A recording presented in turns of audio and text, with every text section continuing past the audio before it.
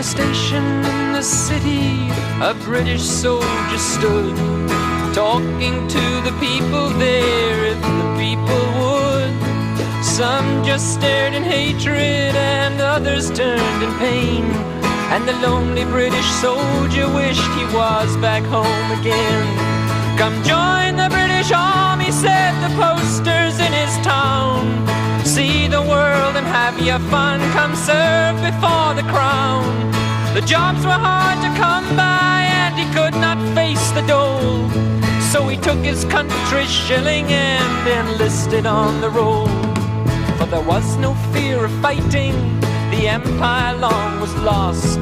Just 10 years in the army, getting paid for being bossed. Then leave a man experienced, a man who's made the grade, a medal and a pension, some memories and a trade. Then came the call to Ireland as the call had come before. Another bloody chapter in an endless civil war. The priests, they stood on both sides, the priests, they stood behind. Another fight in Jesus' name, the blind against the blind. The soldiers stood between them, between the whistling stones, and then the broken bottles that led to broken bones. The petrol bombs that burned his hands, the nails that pierced his skin, and wished that he had stayed at home, surrounded by his kin. The station filled with people, the soldier soon was bored, but better in the station than where the people warred. The room filled up with mothers, with daughters and with sons, who stared with itchy fingers at the soldier and his guns. A yell of fear, a screech of brakes, a shattering of glass. The window of the station broke to let the package pass. A scream came from the mothers as they ran towards the door, dragging children crying from the bomb upon the floor.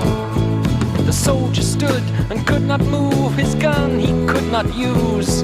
He knew the bomb had seconds and not minutes on the fuse. He could not run to pick it up and throw it in the street. There were far too many people there, too many running feet. Take cover, yelled the soldier, take cover for your lives. And the Irishmen threw down their young and stood before their wives. They turned towards the soldier, their eyes alive with fear.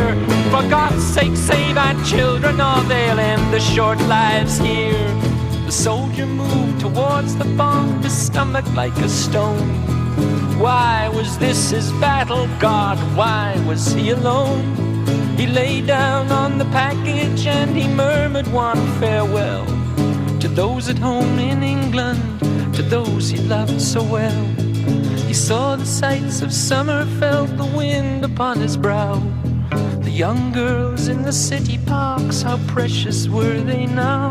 The soaring of the swallow, the beauty of the swan, the music of the turning earth, so soon would it be gone. A muffled soft explosion and the room began to quake.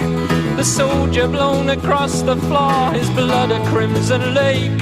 They never heard him cry or shout, they never heard him moan. And they turned their children's faces from the blood and from the bone.